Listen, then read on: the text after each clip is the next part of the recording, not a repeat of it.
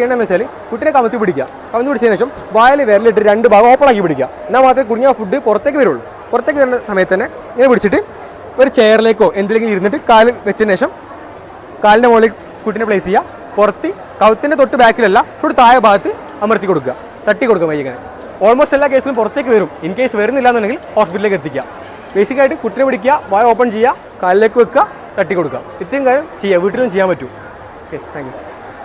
എന്തൊരു ഹൃദയാഘാതം മൂലം വീണ് കഴിഞ്ഞാൽ എങ്ങനെ രക്ഷപ്പെടുത്താനുള്ള ഒരു ട്രെയിനിങ് കാര്യങ്ങളൊക്കെയാണ്.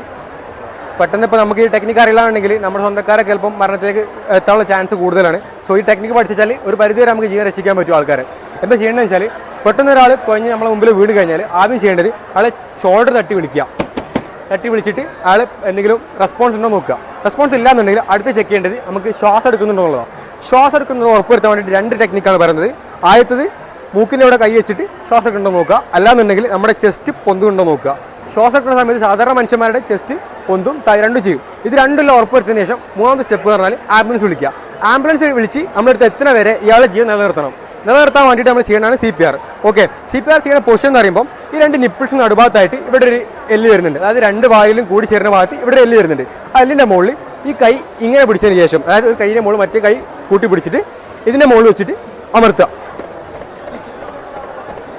ഉദ്ദേശം എന്താണെന്ന് വെച്ചാൽ നമ്മൾ നിലച്ചുപോയ ഹൃദയത്തിൻ്റെ അഥവാ ഹാർട്ടിൻ്റെ ഈ പ്രവർത്തനം തിരിച്ചു കൊണ്ടുവരികയാണ് ഈ നെക്കിനോട് കൂടി. അതായത് ഒരു ആൾ ഹൃദയാഘാതം മൂലം, അതായത് ഹൃദയാഘാതം ഉദ്ദേശിക്കുന്നത് നമ്മളെ ഹാർട്ട് നിന്ന് പോവുക, അല്ലെങ്കിൽ നമ്മൾ രക്തം പമ്പ് ചെയ്തത് നിന്ന് പോവുക. ആ ഒരു അവസ്ഥയും തിരിച്ചു കൊണ്ടുള്ള പ്രവർത്തനമാണ്. അപ്പം തട്ടി വിളിക്കുക, ശ്വാസം ഉണ്ടോ നോക്കുക. ഇത് രണ്ടും ഇല്ലാന്നുണ്ടെങ്കിൽ ആംബുലൻസ് വിളിക്കുക. ആംബുലൻസ് എത്തുന്ന വരെ നമ്മുടെ ജീവൻ നിലനിർത്താൻ വേണ്ടിയിട്ട് ഷർട്ട് ഓപ്പൺ ചെയ്യുക. ഈ നിപ്പിൾസിന് നടുവിലുള്ള ഈ എല്ല് കണ്ടുപിടിക്കുക, കൈ വെക്കുക, അമർത്തുക. 1 മിനിറ്റിൽ 100 മുതൽ 120 ടൈം വരെ പ്രാവശ്യം വരെ അമർത്തിക്കൊണ്ടിരുന്നാൽ മാത്രമേ നമുക്ക് ഒരു പരിധി വരെ ആൾക്കാരെ നമുക്ക് രക്ഷപ്പെടുത്താൻ പറ്റും. ഇത്രയാണ് ബേസിക്കായിട്ട് CPR ഉദ്ദേശിക്കുന്നത്, ആൾക്കാരെ രക്ഷപ്പെടുത്താൻ വേണ്ടിയിട്ട്, ഹൃദയാഘാതം മൂലം വീണ ആൾക്കാരെ രക്ഷപ്പെടുത്താൻ വേണ്ടിയിട്ട്.